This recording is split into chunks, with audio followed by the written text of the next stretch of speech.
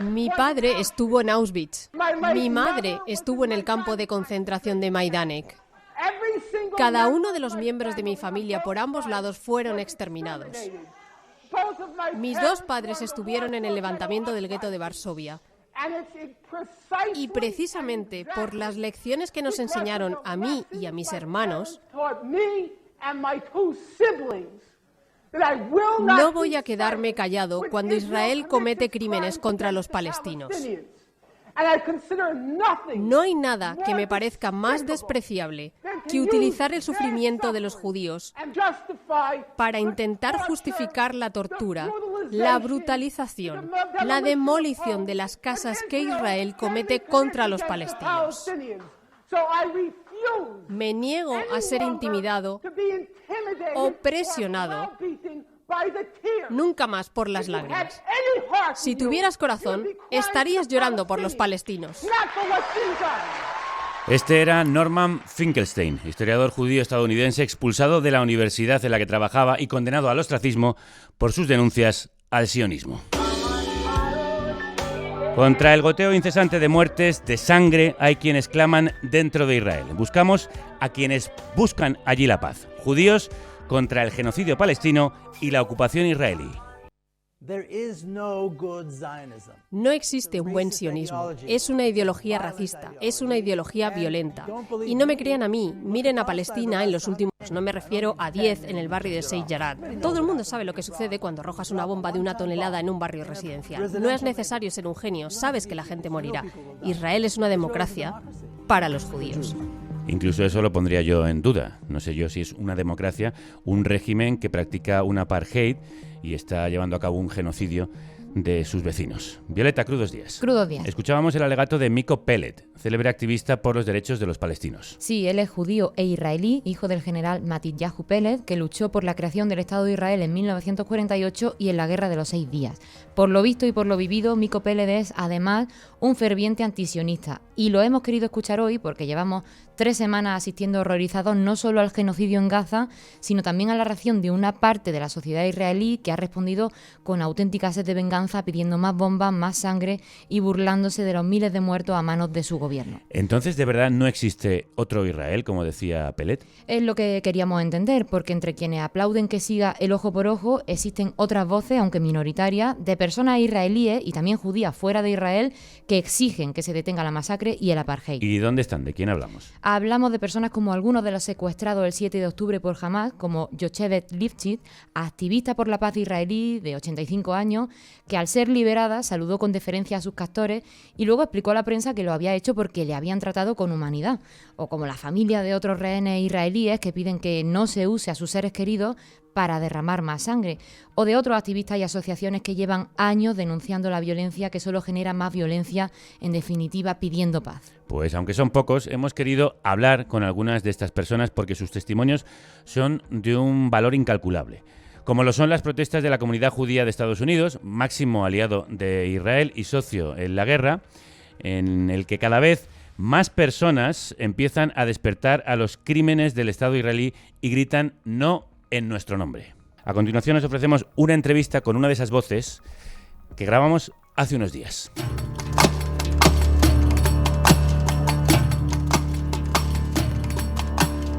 Los terroristas que cometieron la terrible masacre el sábado 7 de octubre son hijos y nietos de refugiados que fueron expulsados de la tierra donde estaban los kibutz que fueron atacados.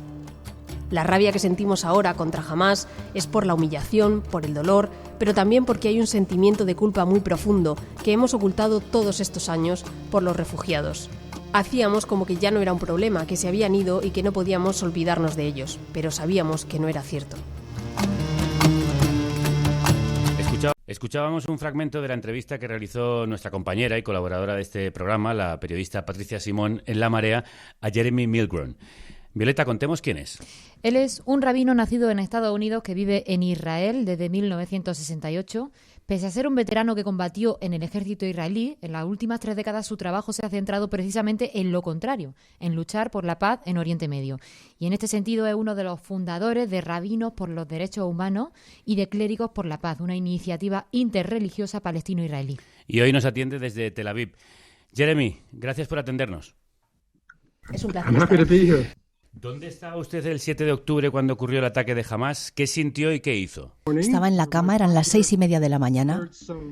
Mi pareja escuchó un ruido en el cielo y sabía que se estaban disparando unos cohetes. Miró enseguida en internet y se habían informado unos disparos cerca de la Franja de Gaza. ¿Y qué sintió usted? Estaba muy disgustado, muy preocupado por el hecho de que las cosas pudieran descontrolarse y de hecho en unas horas ya estábamos escuchando sirenas, tuvimos que refugiarnos porque estaban bombardeando la Franja de Gaza, pero también algunas ciudades cerca de la frontera de la Franja de Gaza y algunas ciudades grandes en Israel también. ¿Y por qué cree que ha ocurrido esto en este momento? No teníamos ni idea. De hecho, en aquel momento, cuando tuvimos noticia de los primeros cohetes, de los primeros misiles, no sabíamos que había una invasión. Mucha gente había atravesado la frontera y había rehenes siendo secuestrados, había muchos civiles siendo atacados, sus casas las estaban quemando, todas las atrocidades que sabemos que pasaron el 7 de octubre. Pero le decía usted a nuestra compañera Patricia Simón que aparte de la rabia que pueden sentir ustedes por el ataque, también hay un sentimiento de culpa por la violencia previa que ha llevado a esta violencia de Hamás.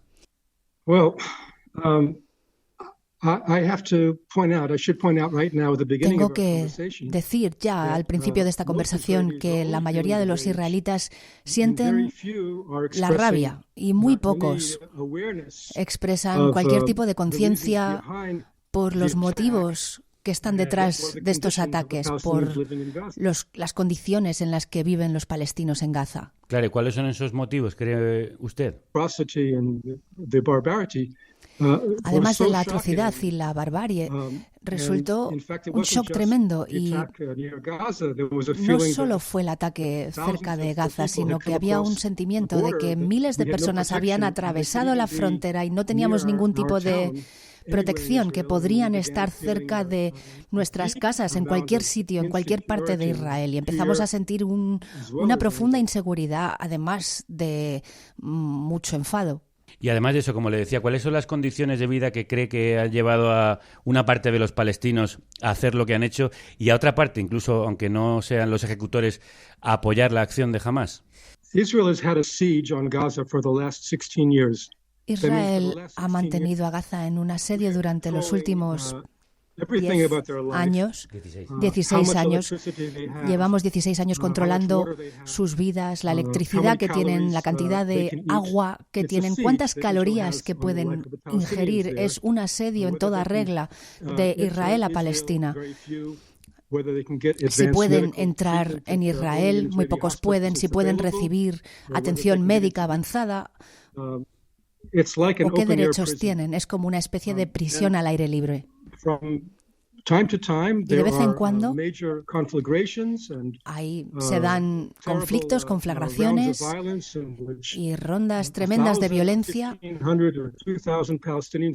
donde miles de palestinos son asesinados, casi todos civiles. La vida allí ha sido tremendamente insegura. Y estoy convencido de que tiene que haber mucho resentimiento contra Israel, por no hablar de el hecho de que la mayoría de los palestinos en Gaza son refugiados y sus necesidades no están siendo contempladas, sus deseos tampoco, y todo eso se genera esa tormenta terrible que ha desencadenado los hechos del 7 de octubre.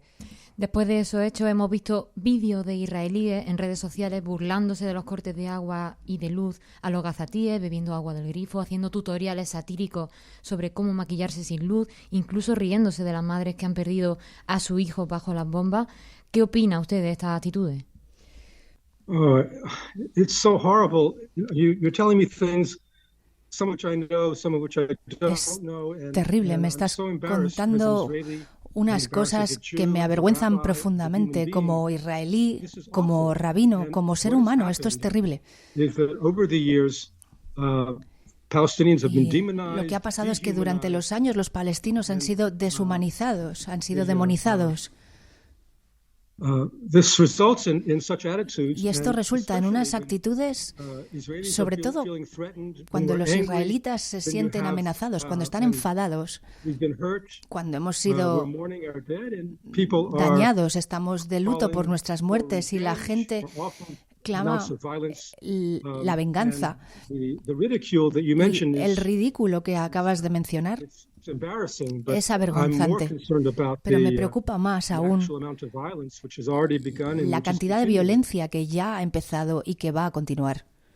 Jeremy, ¿usted piensa que la escalada de violencia que estamos viendo ahora es diferente de lo que hemos visto hasta el momento? ¿Es un punto de inflexión? Desde luego es mucho más intensa. Las rondas anteriores, las fases anteriores, estas ofensivas o como las queramos llamar, se hablaban de 1.500 muertes. Ahora estamos hablando de 5.000 personas que han perdido la vida en Palestina. La pérdida de vida es desde luego mucho mayor. Entiendo que gran parte de Gaza ha sido destruida. Mucha gente se ha quedado sin casa, así que el grado de violencia es mucho más intenso.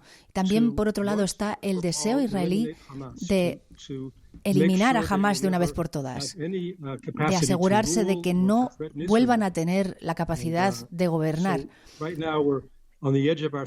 De modo que ahora estamos sentados al borde de nuestras sillas, esperando a ver si el ejército va a entrar y va a conquistar Gaza una vez más, como ya lo hizo antes de la retirada de Gaza en el 2005. Como usted mismo decía, el sentimiento que nos está expresando y la visión que tiene sobre Palestina no es mayoritaria en Israel. Pero usted, como rabino, habla con los fieles, tiene gente cerca, judíos, que pueden entender de dónde viene la herida de los palestinos. ¿Este tema se puede hablar en este momento? Lo que hay que recordar de la sociedad israelí es que no es monolítica.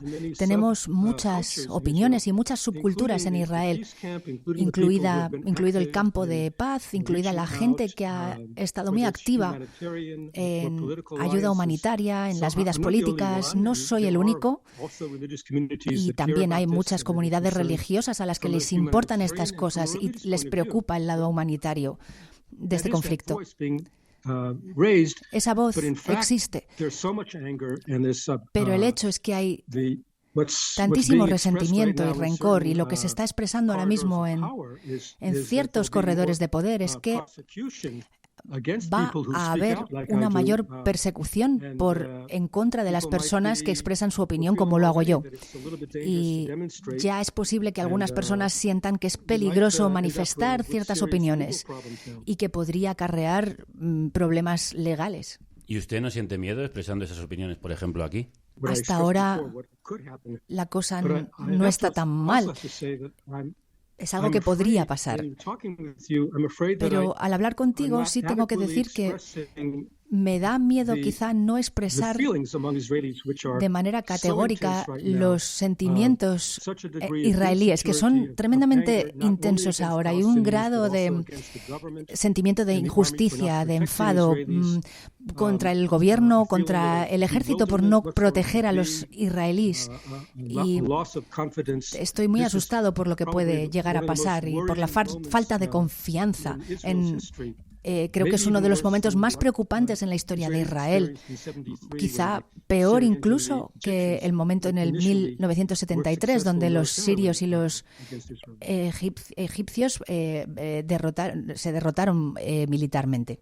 Intentando buscar una parte buena de este momento que estamos viviendo, ¿puede esto despertar una conciencia antiocupación mayor dentro de Israel?